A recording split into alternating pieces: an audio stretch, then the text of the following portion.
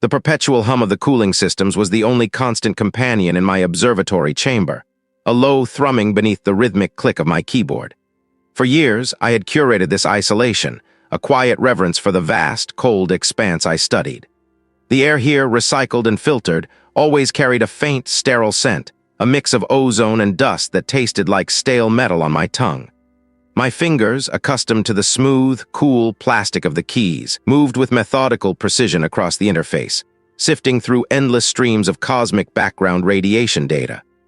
Outside, beyond the thick, reinforced walls of the dome, the mountain air would be sharp, cutting, but in here, time often felt suspended, a static hum of electrons and distant starlight. My eyes, dry from hours of staring at the flickering blue-green lines on the primary monitor, meticulously scanned for anomalies, for anything that deviated from the expected noise, the cosmic whispers of a universe cooling and expanding. Mostly it was just that, noise, random, chaotic, beautiful in its predictability. I logged another 100 gigabytes, categorizing and cross-referencing, the process a familiar, almost meditative ritual. A faint tremor ran through the floor, a subtle vibration from the distant generator, a momentary ripple in my focus. It was a normal day, indistinguishable from the thousands that had come before, or so I believed. Then a flicker, not on the main screen but a secondary diagnostics panel, a tiny, almost imperceptible spike in a rarely monitored frequency band. My brow furrowed. It was too sharp, too isolated to be random interference. I dismissed it, attributing it to a micro-fluctuation in the sensor array, perhaps a distant solar flare causing a momentary blip. The observatory was old. Despite its upgrades, these things happened. I made a mental note to run a diagnostic on the specific sensor later, then returned to the comforting banality of the background radiation, the familiar static of creation's aftermath. An hour later, as I was recalibrating the primary dish, the same signature reappeared, bolder this time, a precise, almost surgical incision in the data stream. It was too clean for noise, too deliberate for error. My fingers paused mid-stroke on the control panel. A prickle of unease traced its way up my arms. This wasn't a blip. This wasn't a micro-fluctuation. This was something else. My pulse hammered against my ribs, a sudden, frantic rhythm in the quiet chamber. What was I seeing? I abandoned my calibration, my focus now entirely consumed by this spectral signature. I isolated the frequency, rerouted processing power, and began to filter out the surrounding cosmic chatter. The initial spike resolved into a series of repeating pulses, a sequence that defied the random distribution of natural phenomena. It wasn't just a signal, it was a pattern. My breath hitched in my throat. This wasn't chaos, this was order. Someone or something had constructed this, but from where? My calculations, run and rerun, screamed an impossible truth. The signal was ancient, so impossibly ancient that it predated the formation of our own galaxy, perhaps even our local cluster. The air in the chamber suddenly felt heavy, charged with an invisible pressure. I could almost taste the ozone burn in the back of my throat, not from the machines, but from the raw, impossible data unfolding before me. My skin prickled, aware of the sheer scale of the revelation. What could have survived or even existed to send such a thing? The weight of the discovery pressed down on me, a physical burden. My head throbbed, a dull ache behind my eyes. The sterile air of the observatory, once a comfort, now felt stifling, suffocating. I needed to move to escape the glowing screens and the relentless, undeniable truth they presented. My hands trembled slightly, a subtle tremor that had nothing to do with the distant generator. I stumbled towards the exit, needing cold air, needing vastness, needing anything but the confines of this chamber and the impossible signal it had just revealed. The biting wind on the bridge inspection platform, suspended over gorge, was a shock, a brutal contrast to the controlled environment of the observatory. It tore at my jacket, whipping strands of hair across my face. I gripped the railing, the icy metal biting into my palms, trying to ground myself against the dizzying scale of the chasm below and the even greater chasm of understanding that had just opened up within me. The wind howled, a mournful, primeval sound that seemed to echo the emptiness of space. I leaned out, letting the cold air scour my face, trying to clear the static from my mind. The signal replayed in my head, its intricate, alien rhythm, a language without words, a message without a sender I could comprehend. It was a testament to something utterly beyond human experience, a communication from a cosmic entity that existed outside our conventional understanding of time and space. What if this wasn't a discovery of life, but a revelation of something far more fundamental, something that sought to correct the very laws of existence. What would happen then?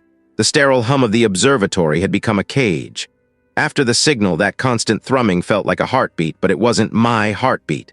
It was the building's, a mechanical thrum that mocked the silence of the void I had glimpsed. I needed something raw, something exposed, to truly face what I'd found. The bridge inspection platform, suspended over the gorge, offered that brutal honesty. My breath misted in the frigid air, each exhalation a brief, visible ghost. The platform, a lattice of rusted steel and grated walkways, groaned faintly under the ceaseless wind that funneled through the chasm below. It vibrated, a low, persistent tremor that sank into my bones, a counterpoint to the distant, unseen rush of water far beneath me. I had dragged my essential equipment up here, a frantic, almost desperate relocation. Monitors flickered, casting a cold blue glow against the gray metal walls of the small, temporary shelter I'd erected. The air tasted of ozone and damp rock, a sharp, clean scent that did little to clear the metallic tang of apprehension from my tongue. Why had I chosen this precarious perch, miles from any other soul? Days bled into a single, endless vigil. The data streamed across my screens, a dizzying cascade of symbols and waveform anomalies. Initially, I searched for patterns recognizable to human science, prime numbers, mathematical constants, linguistic structures. Nothing. The signal was a tapestry woven from threads that didn't exist in our universe. Its complexity defied any known information theory. My eyes burned, tracing the intricate, non-repeating sequences. Each segment was unique, yet intrinsically linked to the last, forming a narrative without a discernible alphabet. How could something so structured be so utterly alien? I tried linguistic analysis next, an attempt to force the unfathomable into human understanding. I fed the patterns into every permutation of phonetics and semantics I could conceive. The software crashed, again and again. It wasn't just that the signal lacked a recognizable grammar. It seemed to operate on a principle of communication that bypassed sequential thought entirely. Concepts appeared to be layered, interwoven, like a chord struck on an instrument that possessed an infinite number of strings, each vibrating with a different, simultaneous meaning. My head began to ache, a dull throb behind my eyes that intensified with each failed attempt. The taste in my mouth was now perpetually bitter, like stale copper. Was I truly attempting to decode a language, or merely witnessing a cosmic equation that was never meant to be read? Then, in the depths of my exhaustion, a faint rhythm emerged. Not a beat, not a pulse, but a subtle oscillation within the data. It was too regular, too intentional to be noise. This wasn't a random burst of energy from a dying star. It was a deliberate transmission. The patterns, once chaotic, now felt like components of a vast, intricate machine. I zoomed in, adjusting filters, amplifying the subtle shifts. The raw data on my screen, a luminous green against the black, seemed to shift when I wasn't directly looking, only to resettle into static complexity when my gaze returned. This wasn't just information. It was a presence, an intelligence that operated on a scale utterly beyond human comprehension. The wind outside seemed to intensify, rattling the corrugated metal of my shelter like an impatient hand. What kind of mind could conceive of such a thing, and what did it want? My focus sharpened to an unsustainable edge. Sleep became an enemy, food an afterthought. My vision blurred, the lines of code on the screen sometimes seeming to writhe, independent of the display. The signal wasn't just data anymore. It was a constant hum in my skull, a phantom vibration that persisted even when I cut the audio feed. The metallic air of the platform now carried a faint, unidentifiable scent, something like distant lightning and wet stone, but also something profoundly inorganic like ozone after a catastrophic event. Was it merely the onset of sleep deprivation, or was I truly beginning to perceive the signal not as a message, but as a consciousness? One night the wind howled with a new intensity, a sound like a mournful, hungry cry. The entire platform shivered, and a thin sheet of ice, formed from the mist rising from the gorge, coated the grates. On one screen, a particular sequence previously dormant began to glow with an unnerving luminescence. It wasn't a warning, not an alert. It was a response. The patterns within it shifted, reformed, mirroring a question I hadn't consciously formulated but had felt deep in my gut. "What are you?" My breath hitched, caught in my throat. Had it heard me? Had it seen me?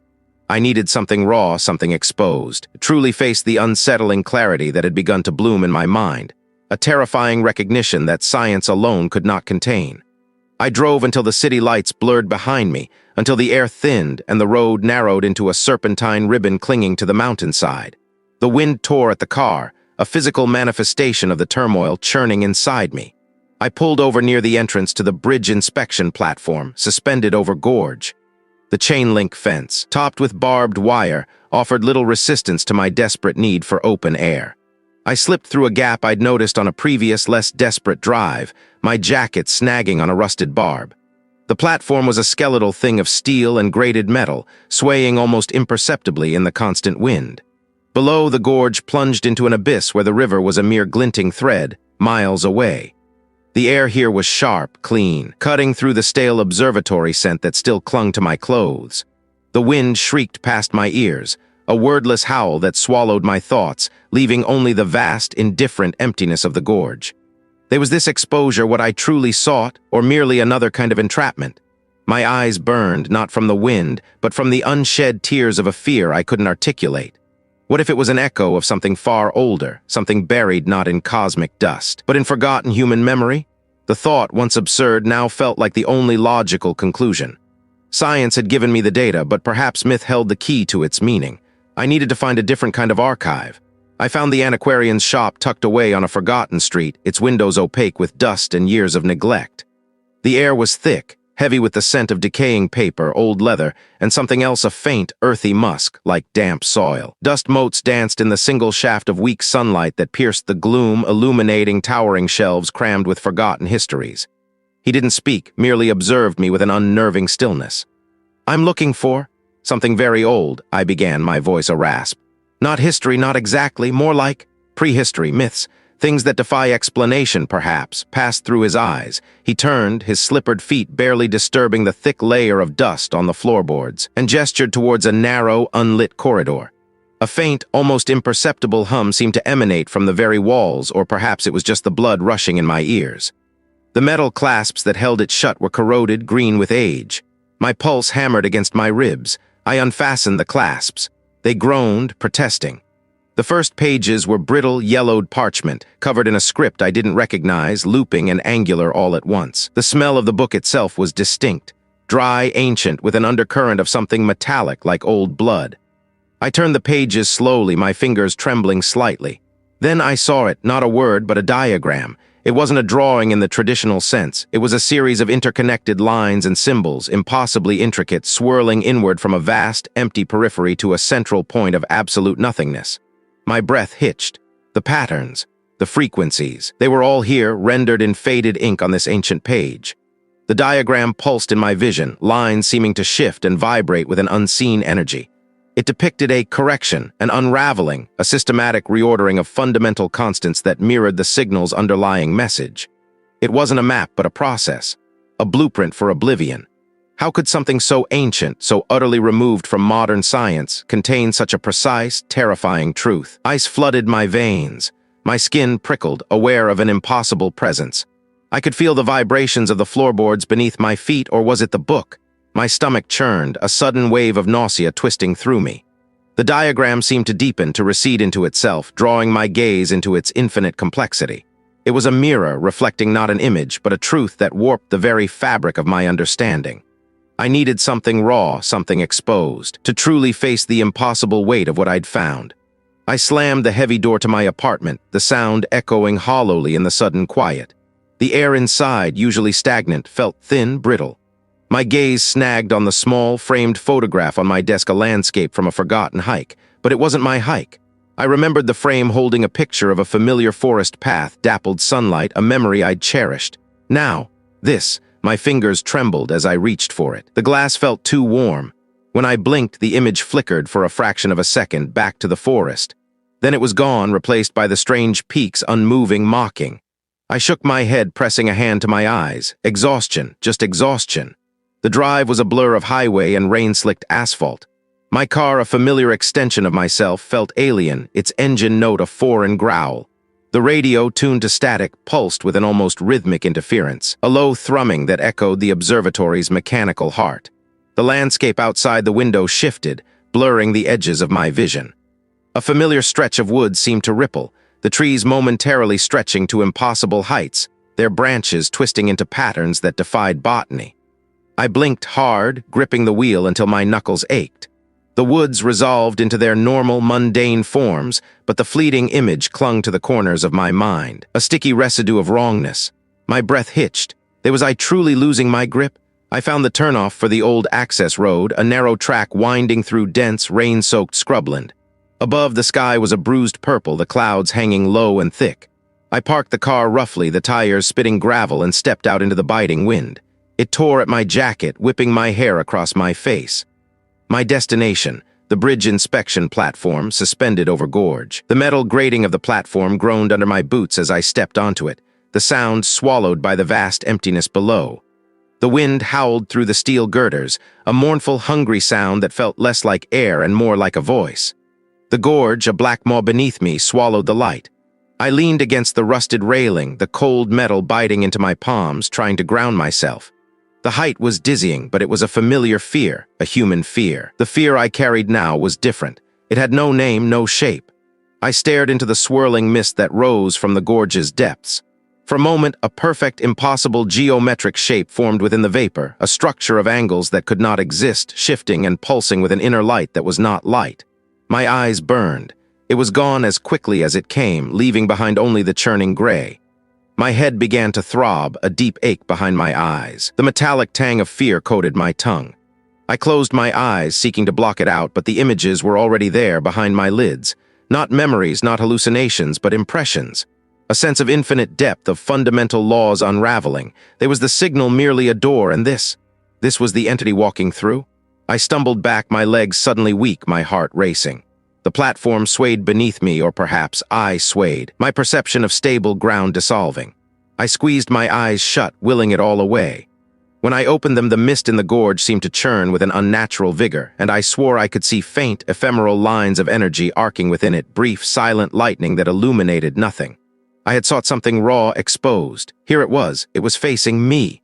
Sleep brought no solace. The moment my eyes closed, the dreams began. They weren't like normal dreams, fragments of the day or subconscious fears. These were vivid, intensely real, and utterly alien. I was not myself in these dreams. I was a point of pure observation, drifting through impossible spaces. I saw stars being unmade, not exploding, but simply ceasing to be, their light folding inwards, vanishing without a trace. I saw dimensions peeling away like onion skins, revealing raw, exposed layers of existence beneath. The geometries I'd glimpsed on the bridge were everywhere, forming, dissolving, reforming with an inescapable, terrible logic. The dreams were less about seeing and more about knowing. Knowledge was being poured into me, unbidden, unwanted. I understood in those moments the concept of correction. It wasn't destruction, not malice, it was refinement. The universe as I knew it was flawed, an error, and the entity was merely tidying up. My body was rigid, every muscle tensed. I felt changed, fundamentally altered by what I'd witnessed in my sleep. What would these dreams show me next? And how long until the lines between them and waking reality blurred entirely? The observatory's sterile hum had indeed become a cage, its mechanical thrum mocking the silence of the void I had glimpsed. I needed something raw, something exposed, to truly face what I suspected. The drive felt endless, the landscape blurring from manicured academic lawns to forgotten stretches of pine and rock. My own thoughts were a frantic echo chamber, the signal's impossible structure burning behind my eyes. I was chasing a ghost, a disgraced academic known only for their fractured mind and unsettling theories, someone who saw patterns where others saw only static. My colleagues had called it madness. I called it a desperate gamble. The last paved road gave way to gravel, then to a track barely wider than my tires, carved into the side of a mountain. Below the trees were a thick carpet, dark green, stretching into a dizzying abyss. The air grew thin, sharp with the scent of pine needles and damp earth. My rental car, a compact, whined in protest, its engine laboring with each incline. I pushed it. I had to. The sun, a pale disk behind gathering clouds, began its slow descent, painting the western sky in bruised purples and oranges. My knuckles were white on the steering wheel, my jaw aching from clenching. I felt the vibration of the rough track through the seat, a constant tremor that mirrored the unease in my gut. What was I hoping to find? An answer, or just another echo of my own unraveling? Finally, the track ended abruptly at a small, weathered shed, its corrugated tin roof rusted a deep, flaking orange. Beyond it, a narrow, rusted metal walkway jutted out over the chasm. The wind, now unimpeded, howled past my ears, biting at my exposed skin. It carried the smell of cold stone and something else, something metallic and faintly damp like old blood. My breath hitched. The walkway swayed slightly under my weight as I ventured onto it, each step a metallic clang that echoed into the vastness below. And then I saw them. They sat on the bridge inspection platform, suspended over gorge, a solitary figure, their back to me, facing the immense drop. My pulse hammered against my ribs, a frantic drum against the wind's shriek. The platform itself was a skeletal structure of girders and mesh, painted a faded industrial yellow, its metal groaning under the unseen stresses of the wind. I could feel the vibrations of the wind through my boots, a low thrum that sank into my bones. "You came," the academic said, their voice raspy, surprisingly clear above the wind. They didn't turn. It was less a question and more a statement of fact, as if they had been expecting me all along. I swallowed, trying to find my own voice. "Marcus, I need to talk to you." My words were thin, almost lost to the wind. The academic slowly turned, their face a network of deep-set lines, eyes an unsettling, piercing blue that seemed to hold the depth of the gorge itself. They weren't looking at me, but through me, past me, into something I couldn't perceive. "The signal," I began, my voice gaining a desperate urgency. "Ancient, structured, impossible." I watched their face for a flicker of surprise, of disbelief, anything familiar. There was nothing, only that deep, unnerving calm. The academic reached into a pocket of their coat, their movements slow and deliberate, and pulled out a small, smooth stone, turning it over and over in their fingers. The wind tugged at my hair, pulling at my clothes, trying to push me back, away from the edge. "Impossible to us," the academic finally said, their voice a low rumble. "They are not from here, not from our here." The casualness of their statement, the utter lack of astonishment, was more terrifying than any scream. My skin prickled, aware.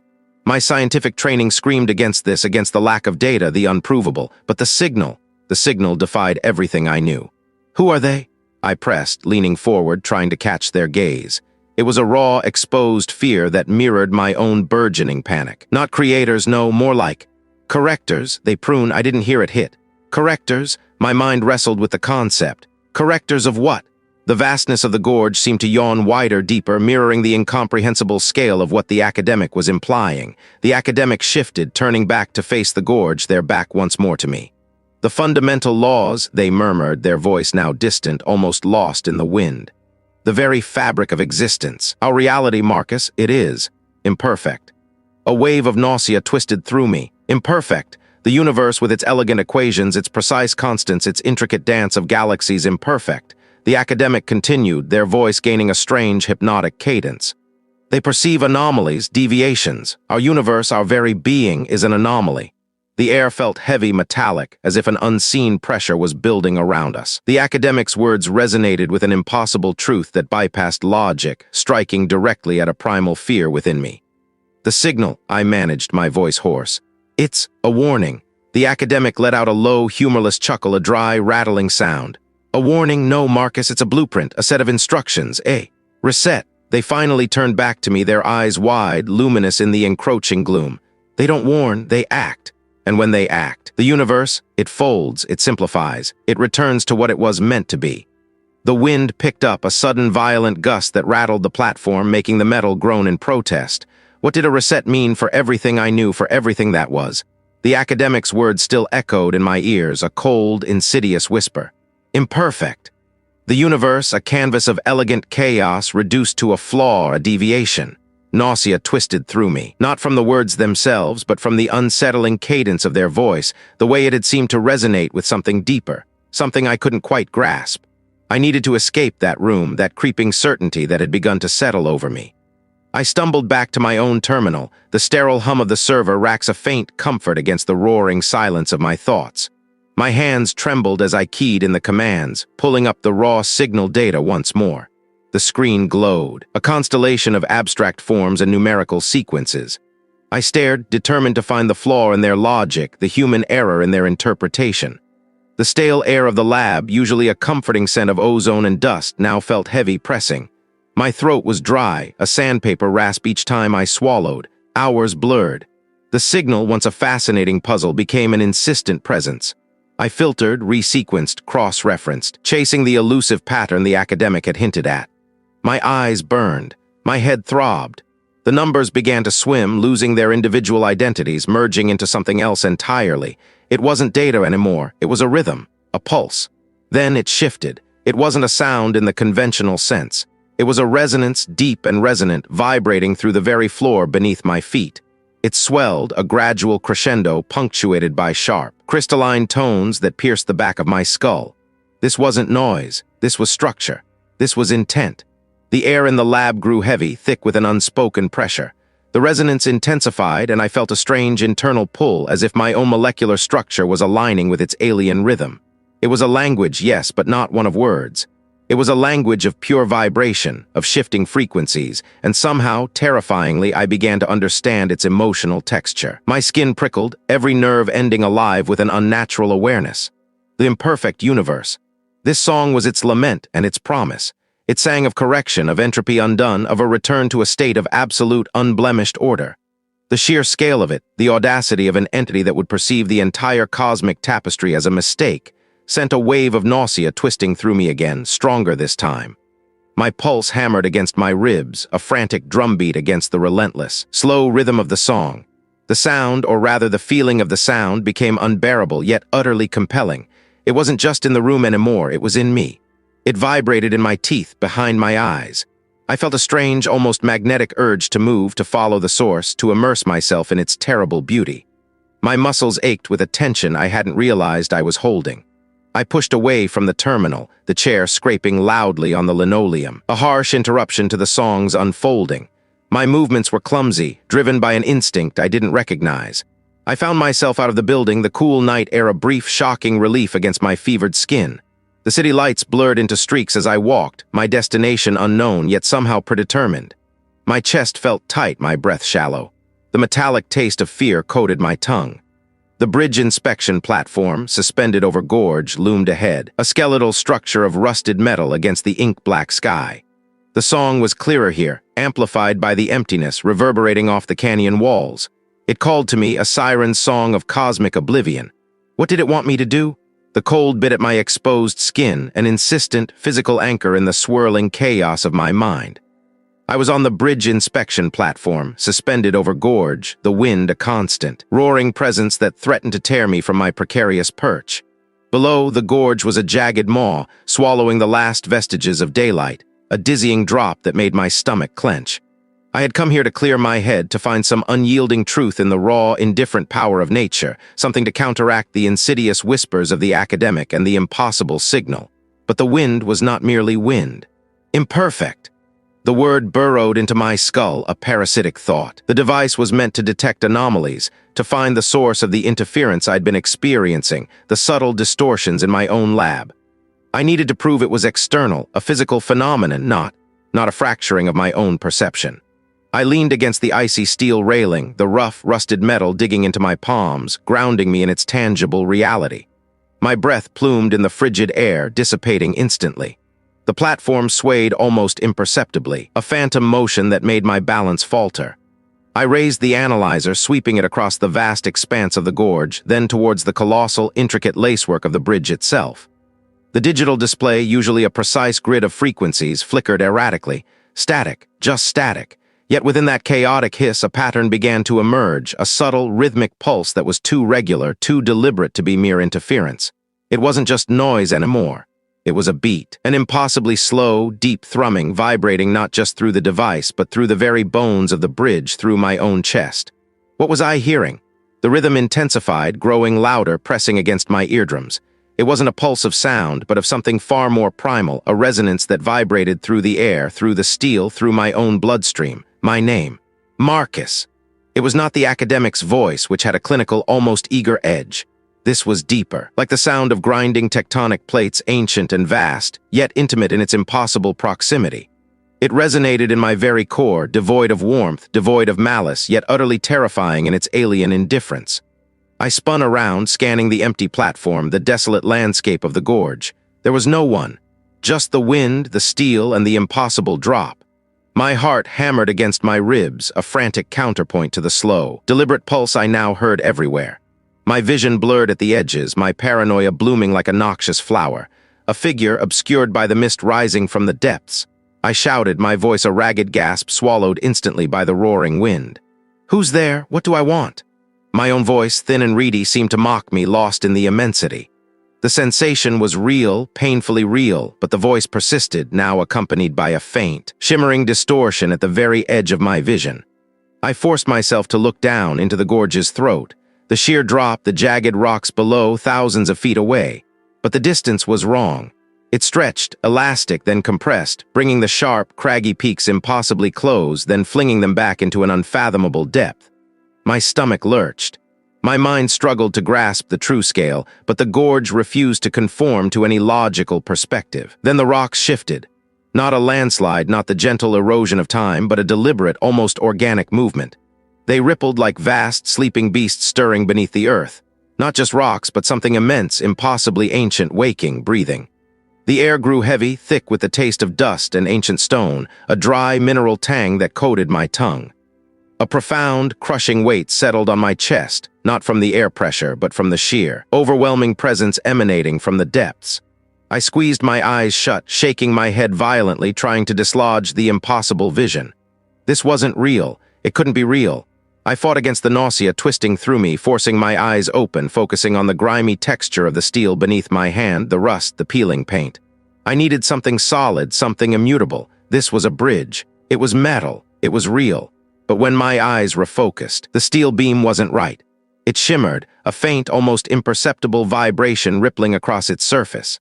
The molecules seemed to hum, vibrating out of sync, the metal itself feeling porous like sand ready to scatter in the wind. Could it unravel at any moment? The shimmering spread, a cancerous distortion across the entire bridge structure. The lines blurred, angles shifted, the sturdy beams and cables warping into impossible geometries. The world was becoming fluid, a canvas stretched too thin, threatening to tear. My vision swam, and a dull ache began behind my eyes, intensifying with each new ripple of impossible sight. It was a symphony of correction, a dismantling of fundamental truths. I felt a pressure behind my eyes, a burning sensation in my skull as if my brain was being reshaped, remade. A warm, metallic trickle ran from my nose, tasting of copper as it reached my lip. My vision swam, and through the haze, I saw the academic's face superimposed on the gorge wall, distorted, mouth too wide, eyes too many, repeating imperfect. The entity wasn't just external anymore. It was inside. The cold metal bit into my knees as I fell, no longer able to stand against the onslaught. The gorge below no longer looked like a gorge, and from its depths something reached. What was it trying to grasp? My own voice, thin and reedy, seemed to mock me, lost in the immensity. I gripped the railing, gripped tight, digging my nails into the cold, rough metal. It flickered like heat haze, but the air was biting cold on the bridge inspection platform, suspended over gorge. A metallic tang like old blood and ozone coated my tongue, a taste I'd come to associate with the signal itself. The shimmering grew no longer peripheral, but directly ahead, a wavering curtain in the air. It wasn't transparent. It bent the light, twisting the distant concrete pylons into liquid smears. The voice, which had felt like it was inside my head, now seemed to emanate from this distortion, a low, resonant thrum that vibrated through my teeth. My stomach lurched, not from vertigo, though the height was dizzying, but from a deeper internal shift. My balance felt wrong, as if the very ground beneath my feet had subtly tilted. There was the platform swaying more than it should. I pushed off the railing, trying to steady myself, but my feet felt heavy, then strangely light. My perception of up and down wavered. A dull ache began behind my eyes, a pressure building. I closed them for a moment, trying to dispel the strange sensation, but the shimmering persisted behind my eyelids, a vibrant, pulsing purple. When I opened them, the world seemed to have subtly reoriented itself. The horizon line of the gorge below no longer seemed perfectly level. It was a trick of the light, I told myself, a symptom of exhaustion, but my body disagreed. My muscles strained, trying to compensate for an invisible, impossible lean. What impossible force was playing with my sense of gravity? The platform groaned. The thin metal grate beneath my boots shivered, sending vibrations up my legs. The shimmering distortion intensified, now a visible ripple in the air, expanding like a slow-motion wave. The air around it felt dense, viscous, and the metallic tang grew sharper, almost burning the back of my throat. A tool left by a technician lay on the grated floor a few feet away, a simple wrench. As I watched, mesmerized by the expanding ripple, the wrench lifted slowly, deliberately into the air. It hung there, perfectly still, for a long moment before gently drifting sideways, then upward, then spinning slowly as if caught in an unseen current. My breath caught in my chest. This wasn't a draft. This wasn't an illusion. This was a fundamental betrayal of everything I knew. The wrench clattered against a support beam, then simply floated there, pressed against the metal, defying gravity. My gaze snapped from the floating wrench to the vast expanse of the gorge below, then up to the sky. The shimmering wasn't confined to the immediate vicinity of the platform. It stretched, a faint, almost imperceptible haze, across the entire visible horizon. The distant clouds, which had been crisp and white, now appeared smeared, their edges blurring into the unsettling purple glow that emanated from the distortion. The world was softening, its edges dissolving. How far did this impossible influence truly extend? The air grew heavy, not with moisture but with a palpable weight, a pressure that pushed down on my shoulders, making my knees ache. It was no longer coming from a specific point. It was everywhere. It vibrated in the metal of the bridge, in the very bedrock of the gorge. In the air, I struggled to draw into my lungs. My vision blurred at the edges, the world around me beginning to swim. I stumbled back, my hands scrambling for the railing, needing something solid, something real. My fingers found purchase, but the platform itself felt alive beneath me, shuddering violently. It was a membrane, separating one reality from another, and it was thinning. The colors of the sky, once blue and gray, now bled into impossible hues of violet and sickly green.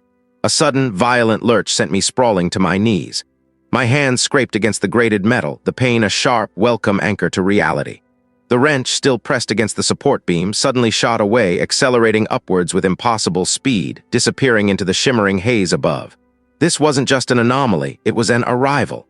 The signal wasn't merely information, it was a fundamental force, pushing its way into existence, rewriting the laws of my world. The realization hit me with the force of a physical blow, stealing my breath. The entity wasn't just transmitting, it was here. It was becoming here. What form would an entity take that could warp reality itself? The pressure intensified, crushing down, making my ears pop. The metallic tang in the air was now so potent it felt like I was breathing raw electricity. My teeth ached. The shimmering membrane twisted, folding in on itself, creating impossible geometries that defied the very concept of space. It was like looking into a kaleidoscope made of fear and dissolution. The bridge inspection platform, suspended over gorge, groaned again, a sound of agony as if the structure itself was screaming. I looked down into the gorge. The rock faces of the canyon walls seemed to stretch and contract, their ancient strata rippling like water. My mind struggled to process the sights, sounds and sensations, but it was like trying to hold smoke. My sanity frayed at the edges, a thin thread threatening to snap. There was no fighting this, no understanding it, only experiencing its fundamental reshaping. The correction wasn't a theoretical threat, it was happening now. Reality was unraveling around me. Can I escape something that is rewriting the very laws of physics? The air shrieked, a sound that wasn't sound, but a tearing of the very fabric of existence. The bridge inspection platform lurched again, this time with a sickening, final twist. Metal shrieked, a sound so profound it resonated in my bones. The concrete walls of the gorge below twisted into a non-Euclidean nightmare, collapsing inward on themselves, then expanding into impossible distances all at once. The entity's presence was a physical pressure, an unbearable weight, not just a sight or sound, but a fundamental imprint on everything. My determination, once a burning ember, was now a desperate primal fear, yet I remained fixed, unable to move, unable to look away from the terrible beauty of creation's undoing. The voice, now a thunderous chorus, filled the world, a symphony of forgotten truths and impossible geometries. It was not speaking, it was being. It was becoming. The shimmering membrane tore, not with a sound, but with a feeling of profound emptiness, a vacuum where space and time used to be. Through the rent, I saw, not a thing but a concept, a vast, indifferent correction. The bridge inspection platform groaned its last, a final, despairing cry as the metal buckled. I closed my eyes, but the visions were burned onto the inside of my eyelids, the impossible shapes, the bleeding colors, the profound, annihilating indifference. What happens when the laws of physics themselves cease to be? What becomes of Marcus?